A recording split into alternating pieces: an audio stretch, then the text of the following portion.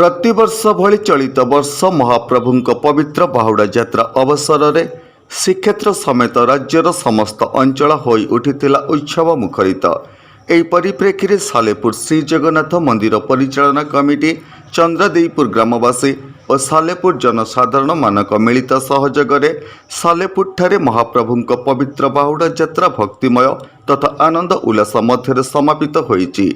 श्री गुंडीचा यात्रा ठारू 9 दिन व्यापी बेलहुड़ा स्थित माउसी मां मंदिर रे बड़ भाई बलभद्र, महाप्रभु श्री जगन्नाथ, भौणी देवी सुभद्रा और चक्रराज सुदर्शनक समस्त रीतिनीति अनुजाई पूजा अर्चना करा जाउथिला बेले चलित मास 24 तारिख शुक्रवार अपराह्न रे जय जगन्नाथ श्री जगन्नाथ ध्वनि रे महाप्रभुंक धाड़ी पहुंडी करा जाई चतुर्थ मूर्ति को रथारूढ़ करा जाइथिला एवं समस्त रीतिनीति सरिला परे बाजा बाण घंटा घंटा तथा देवदासी वेशधारी कुनी कुनी पिलामानक नृत्यर ताଳରେ रथटଣା आरंभ होइथिला।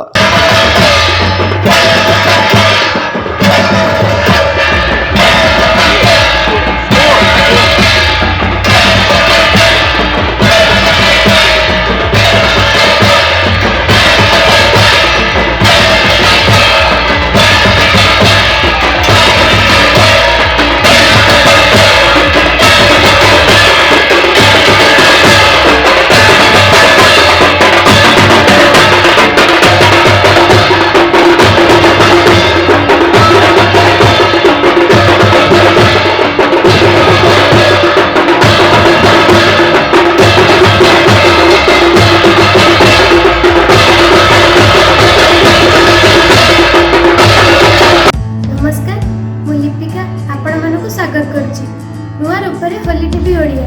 होली टीवी ओडिया सहित जोड़िया आपण मैंने लाइक करंतु, सब्सक्राइब करंतु, शेयर करंतु। आरंभ होइतिला बेलहुड़ा माउसी मां मंदिर ठारू सालेपुर मां सायेश्वरी मंदिर सन्निकट श्री जगन्नाथ मंदिर पर्यंत सहस्राधिक श्रद्धालुंक भिड़ परिलक्षित होइतिला बेले एक बन्याड़ परिवेश रे मां महालक्ष्मी सुसज्जित विमान रे महाप्रभुंक रथ पर्यंत जाई पुनश्च मंदिर को प्रत्यावर्तन करथिले।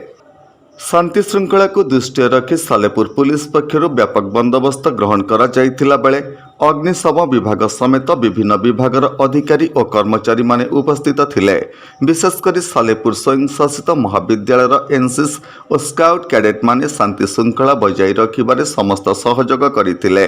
महाप्रभुंक बाहुड़ा यात्रा अवसर में जगन्नाथ मंदिर परिसर में सांस्कृतिक कार्यक्रम परिवेशन करा जाइथिला। प्रदीप्त शतपथी रिपोर्ट, होली टीवी ओडिया।